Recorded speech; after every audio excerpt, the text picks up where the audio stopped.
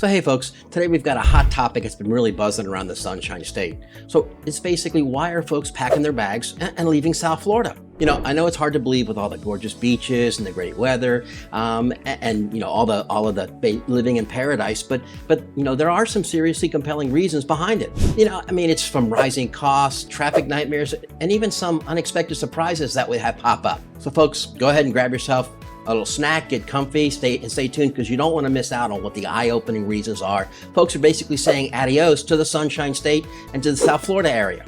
In addition to the 9 fascinating reasons why people are bidding farewell to South Florida, we've got a bonus reason that's really going to be a game changer. But here's the catch, folks. You got to stick around to the very end to hit the reason.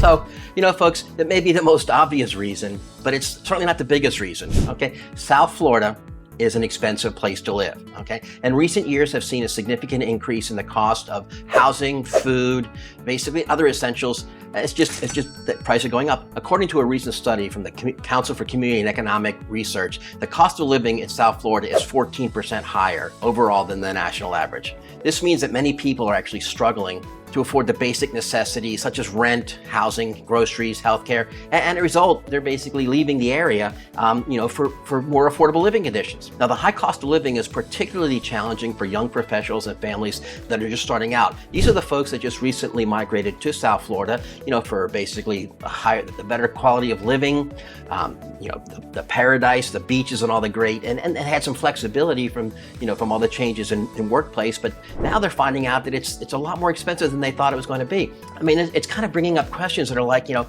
so what's the deal with the rising cost of living in Broward and Palm Beach counties, okay? The reality is that the cost of living in Palm Beach County is a whopping 15.1% higher than a national average. I mean, it's kind of like paying premium to live in a beautiful beachfront resort of a neighborhood, okay, but not really being able to afford to kind of live there. You know, and the biggest contributions to this spike are transportation, food, and housing costs. You know, and it's one of these things where, how does this cost of living compare to the rest of the United States? Because folks, that's what a lot of people are looking at. Wow, you know, I can live cheaper in other places. I may not get certain things, but I can live cheaper in a lot of places. The cost of living for Palm Beach County sits at 114.1, which on a scale of to 100 is basically greater than the national average. In Broward County, it's a little bit lower at 110.5, okay, which is about 10.5% above the national average, okay? But again, it's higher than the national average, and a lot of folks just becoming too much of a strain for them. So, you know, and the other thing, this really begs the big question is, what's up with the housing situation in these counties, okay? Now, folks, housing is a big contributor to your cost of living. In fact, in many cases, it can be upwards of 40 to 50% of your total cost of living, okay? In Palm Beach County, for example, the median value of a home is $447,000, okay? That's a whole heck of a lot higher than a national average of $338,000. Okay, in Broward County, it's a little bit less, okay? Basically, it's around $394,000, almost $395,000, which is still 14.3% more than the national average. It's realities like these that are causing people to actually think about, can they actually continue to live in South Florida and in Broward and Palm Beach counties? Now, there are other factors that go into this too, not just housing, okay? I mean, transportation expenses are a lot higher in Fort Lauderdale and the surrounding areas than a national average. Grocery prices are surprisingly, even though South Florida is a huge agricultural area, it's a lot higher, 19% higher than a national average. So it's just like you're paying a little bit extra for your daily commute, and you're paying a little bit extra for some of that fresh food and fresh fruit that you're looking for. Now, the localities are trying to help out, but unfortunately, it's just not enough at this point in time. Broward County, the 2023 recommended budget reflects some changes to address challenges faced by some of the folks. The counties are also seeking to leverage the local business community's involvement, but in many cases, it's just not going to be enough. Or in cases where they are starting to see some relief, it's just too little, just a little bit too late.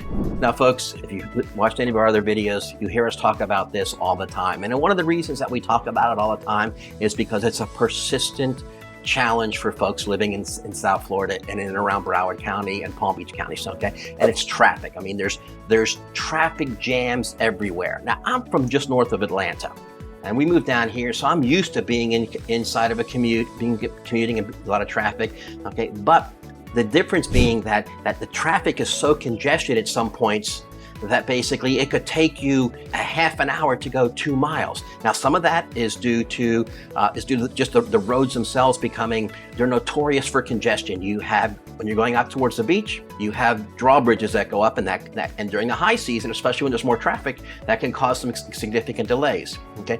The other thing is that it is basically that the roads themselves, South Florida was built based upon a certain population density.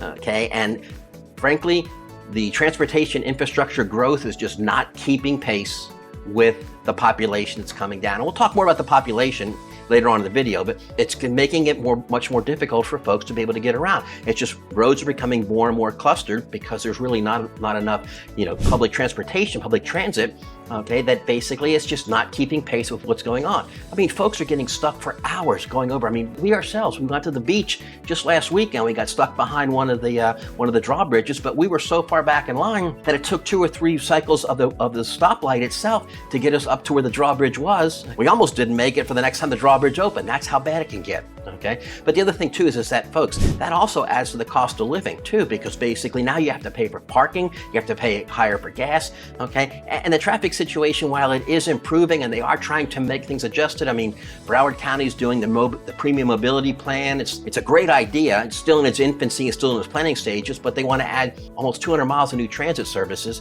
including it's like another 11 miles of commuter trains, 23 miles of light rail, and 76 miles for super fast buses that kind of go back and forth with a greater degree of frequency. These are all great, wonderful things, but like anything else, it's in the planning stages, and it could be years/decades before any of that stuff sees the light of day. Again, one of the things that we talk about all the time, and it's something that definitely bears bringing back up again, okay? And it's just basically, it's hurricanes, okay? And hurricanes, they are a big deal down in South Florida, okay? I mean, it's from the months of June through November, it's at the forefront of everybody's mind. I mean, are we going to get hit with the big one? When's it going to come? What's going to happen? How soon is it going to be there? Am I prepared for it? Do I have everything that I need? Do I need to make that mad dash to the grocery store to get that milk, bread, eggs, and toilet paper that I need? Okay, so and living in South Florida, you really can't help but worry about hurricanes. The idea of them kind of tearing through, kind of causing floods and property damage can really get under your skin, especially if you haven't had the experience them, or if you've experienced them and have not had a good outcome or a good positive planning. Okay, so and the other thing too is to keep in mind, as the population continues to grow and more folks continue to come down to South Florida area, okay, when the big one does show up, it's like a recipe for disaster. More people, more building means more chances for damage. Okay. Now, they have made some improvements in the building codes, and a lot of the buildings have become a lot stronger, a lot more secure and a lot better, basically positioned a whole lot better. The state of Florida itself has even passed some regulation around structural integrity and structural inspections, okay? But, hey, there's still going to be damage. There's still going to be concern, and there's still going to be problems, okay? And the other part of it is really, don't even get me started on the impact on the local businesses. When Hurricane Ian came through, it hit the tourism sector. The cost of the tourism sector from Ian coming through, and we only got the trailing edge of it, was about $8 billion. I mean, shutting things down. I mean, in the case of like amusement parks or case of like attractions, they shut down. The impact is significant. Hotels become empty, restaurants become empty, and hurricanes, that's by their nature, are unpredictable, and that does give people cause for pause, and it's actually giving a lot of South Floridians the reason to kind of look for different areas where there is a lower chance of hurricanes or even no chance whatsoever. Now, we've been saying this forever, okay? There just isn't any more land to be had in South Florida, okay? And it's the truth. I mean, they've taken as much as they can from the Everglades. All the reclamation work has been put on. It's basically no more. There'll be no more reclamation work done for the Everglades. So what it comes down to is basically overdevelopment, okay? And if you can't build out, what they're doing is they're building up. Okay, so you're seeing, with few exceptions, much like Largo by the Sea, which has an ordinance where you can't go above 3 stories, but everywhere else you're seeing 12, 15, 18, 21, 25. I mean, in some cases, the skyline of Fort Lauderdale is kind of giving the skyline of Miami a run for its money as far as the number of high-rise buildings that are being down there. In addition to that, all this overdevelopment, all this construction is causing a lot of havoc with folks. It's contributing to what we talked about earlier, the traffic crisis and the traffic crunches. And the other part of it is that they're bulldozing down certain areas of some of the green space. Now that's not very significant, but it's significant enough to where it's giving a number of folks, some concerns about that, okay? But the real problem with the overdevelopment, okay, is that they're trying to build bigger and better and more expensive housing options, okay? And for a lot of folks that are currently just kind of scraping by, or maybe they're kind of wondering whether or not this new building going up is going to give them some relief, chances are, folks, it's not. They're building closer and closer to the coastline, which again has an impact when the hurricane comes through, okay? And also tends to lend to an increase in the number of people kind of going into overcrowding. So, even if you find a place where you want to stay, okay, in some cases, just because of overdevelopment, it may be to the point where basically either A, you can't afford it, or B, you don't want to be there because of the changes that are coming. Now, folks, I want to make this really short and really sweet. This is one that's really near and dear to my heart, okay? And it's one of these things, it's actually the number one reason that Suzanne and I moved down here a number of years ago, okay? What we're seeing the beaches are becoming increasingly more crowded, okay? Now, we knew that. We knew it was going to happen. We visited during the low season when the number of tourists and the number of folks who are only going to be down for a short period of time were very low. We also came back and checked things out during the high season, but I'm here to tell you, folks, that the beaches are becoming more and more crowded. And what it's doing is that there are a lot of locals that are kind of on the cusp as to whether or not they're going to stay.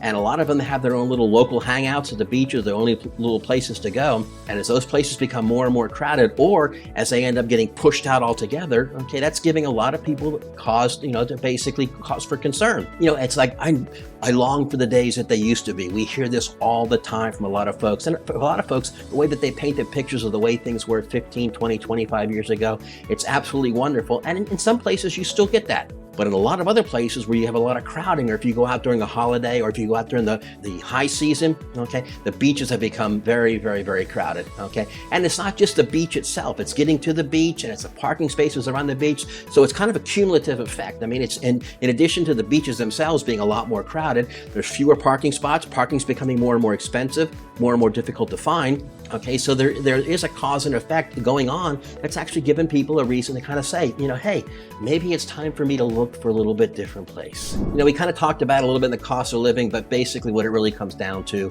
in the South Florida area, especially in and around the coastal areas of Fort Lauderdale and Palm Beach County, okay, it's a lack of affordable housing. It's no secret that with the increase in property values here in South Florida, it's attracting investors and it's attracting a lot of folks that want to look to invest because it's a strong rental market. But what's happening is that as fewer and fewer properties are available to basically be purchased, and we're looking into areas that traditionally have been kind of a historical value, or they have a little eclectic value to them, or maybe they're not quite ready for that regentrification, if you will, yet. What's happening is that they're getting the folks that were dependent upon this affordable housing, they're getting squeezed out, okay? I mean, it's a significant concern because there are a lot of folks that come down to the South Florida area that are on fixed income. They're either retirees, or they're folks that are coming down looking for a little bit different lifestyle. They're looking for a little bit more laid back lifestyle, okay? And basically, areas like Miami and Fort Lauderdale has some of the highest housing costs in the market.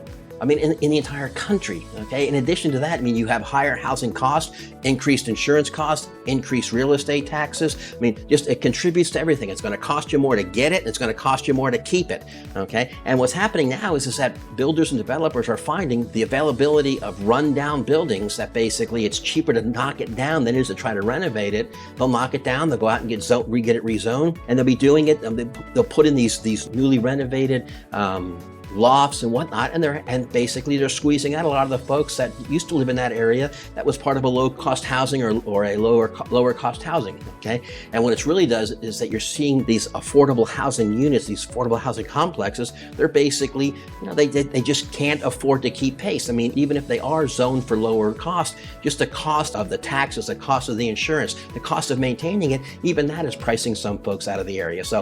And the supply of those was limited to begin with, and it's becoming even more and more limited. So, I mean, we talked a little bit about hurricanes, but there's also other environmental concerns. Now, I'm not going to jump into this hot topic of climate change, and some are saying, and I do not want to get into that. I mean, everybody has their own view, and everybody's entitled to their own view of that, okay?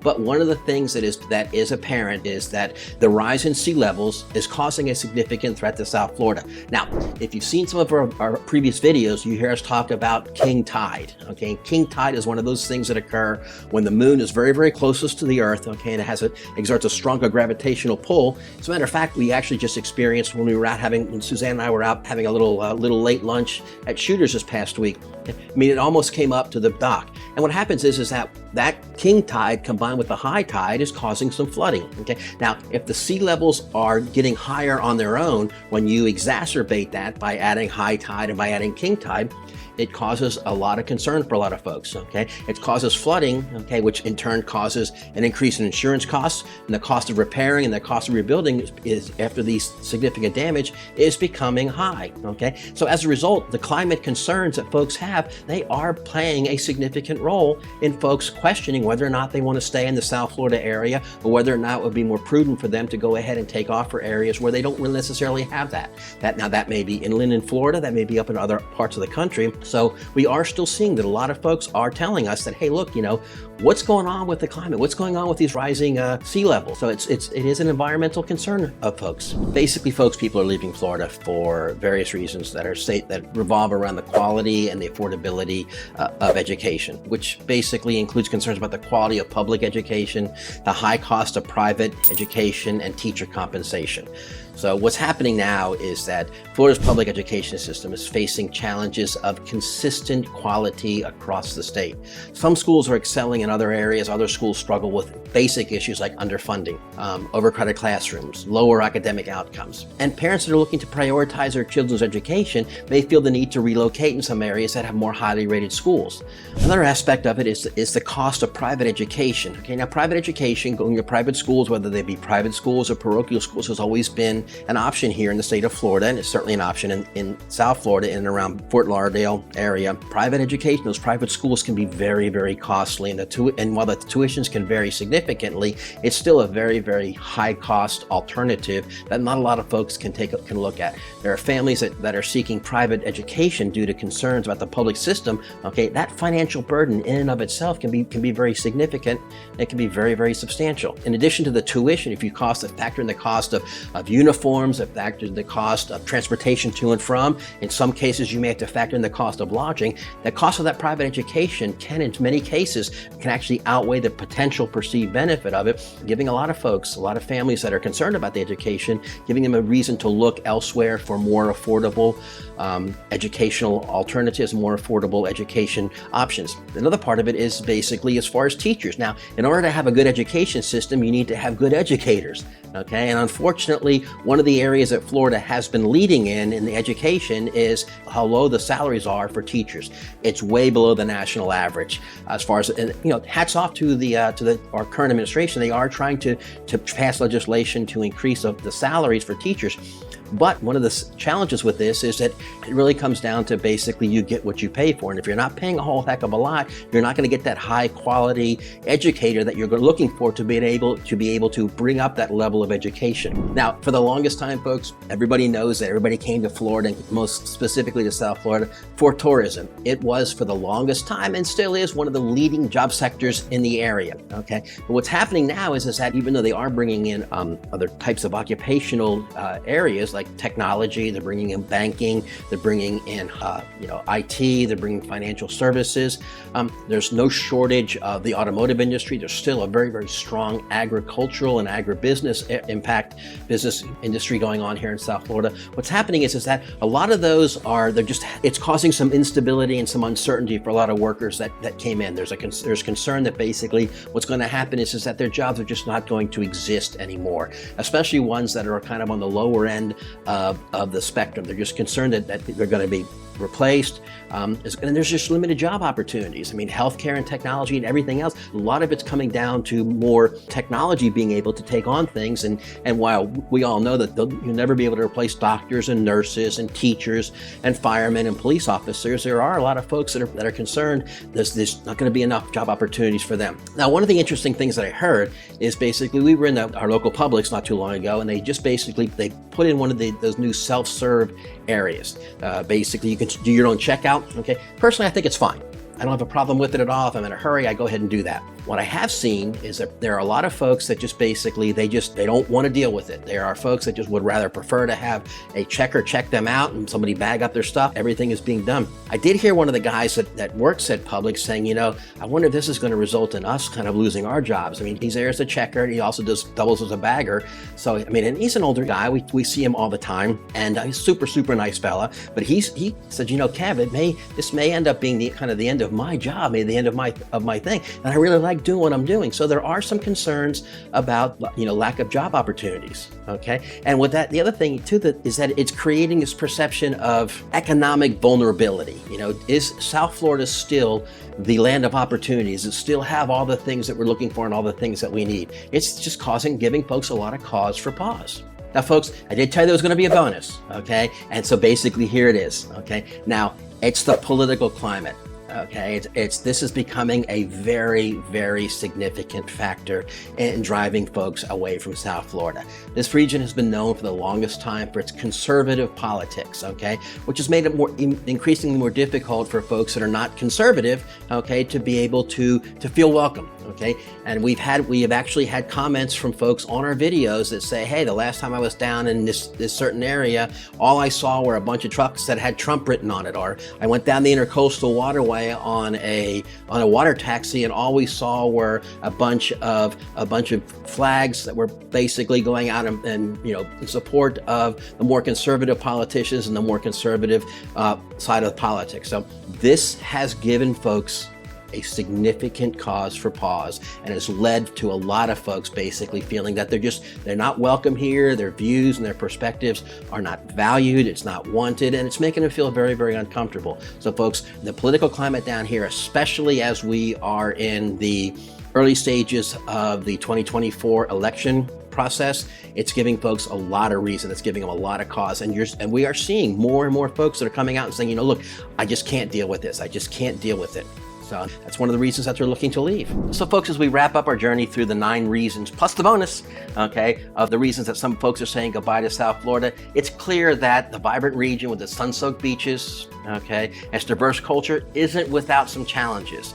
From the rising cost of living to concerns about education and jobs. I mean, these factors influence residents, folks' decisions not only to move to South Florida, but also to stay in South Florida. So let's not forget that Susan and I absolutely adore the South Florida lifestyle, weather, and everything it has to offer, okay? And despite some challenges that we've seen, some of the challenges we've talked about, we believe in this place and its potential for growth and positive change. Okay, so whether it's affordable housing, whether it's better education, more diverse job market, okay, there's an immense potential for transformation, okay? And South Florida, to many folks, is still the land of dreams and possibilities where residents and leaders are committed to shaping a brighter future, okay? Now, while some venture elsewhere, like others like Suzanne and I, we will stay, okay? We're determined to make our mark on this ever-evolving paradise, okay? So, folks, thanks for joining us on this insightful exploration of departures from South Florida. Okay, stay tuned for more engaging discussions, explorations, and folks, don't forget to subscribe, like, and share your thoughts in the comments below, okay? Until next time, keep chasing your dreams